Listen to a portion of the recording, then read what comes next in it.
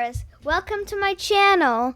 Before I start this video, please subscribe to my channel and hit the notification bell for more updates. Hey everyone, welcome back to another video on the channel. Today I'm reading a biography about Steve Jobs by Nhin. So if you did not know, you can see from the book cover, behind Steve Jobs is an Apple logo. So for those of you who do not know, Apple is, well, a pretty large company that sells phones, iPads, and etc. And Steve Jobs is the owner of Apple. So without further ado, let's begin reading this book. Hi, I'm Steve Jobs. When my parents adopted me, they didn't realize their son would change the world. But first, I had to develop my passions and overcome many obstacles. I frequently helped my father in his workshop. He taught me many of his skills, including woodwork, electronics, and mechanics. I fell in love with it. I could spend hours studying and practicing in our garage. Hey Steve, would you grab that hammer for me? Hey Steve, grab me that hammer, would ya? Sure Dad, I'm coming. My first obstacle was school. I struggled to pay attention and became bored easily. Oftentimes, I behaved very badly. This made it hard for me to make friends. I often felt sad and lonely, but I tried to keep my head up. What's this? What's gotten you into trouble this time, Steve? I knew I wanted to change the world, but I needed to be brave. When I was 13, I mustered up the courage to call one of the biggest computer companies to ask for computer parts. From that one courageous step, I received an internship at Hewlett-Packard, where I would continue my love of electronics. Hello?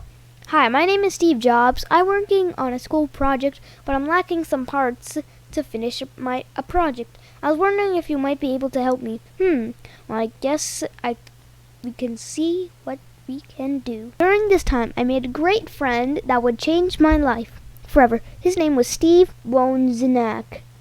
He was brilliant. We not only shared the same name, we also had a common interest in technology and electronics. Steve inspired me to go to college and study, but I felt like college wasn't for me, so I dropped out. Many people believed that I had failed, but in my heart, I knew there was another path for me. There's one class I really liked, so I kept attending. It was about calligraphy. I would later learn the impact it would make on my design decisions in the near future. You can't connect the dots looking forward.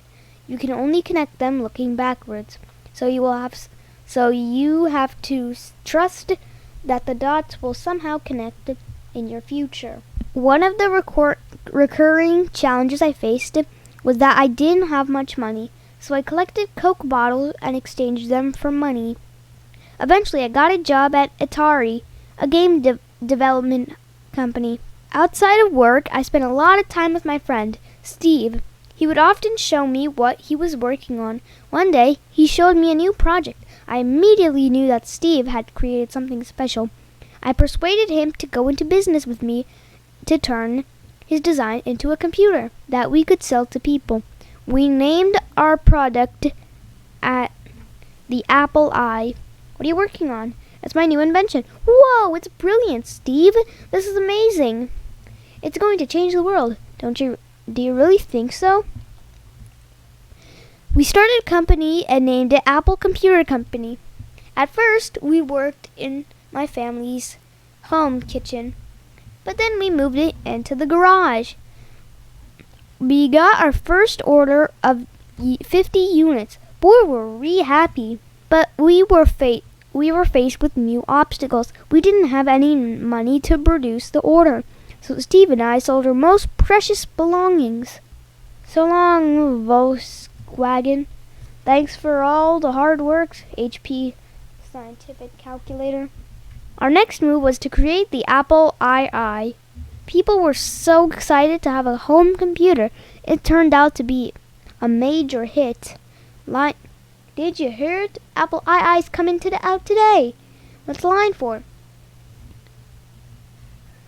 Line's back there, buddy. Ooh, I can't wait to get my apple. What's the line for? Didn't you hear? The apple's coming out today. I couldn't believe it. By the age of 23, I had made over $1 million. That's a lot. Especially when you're 23, that's a lot.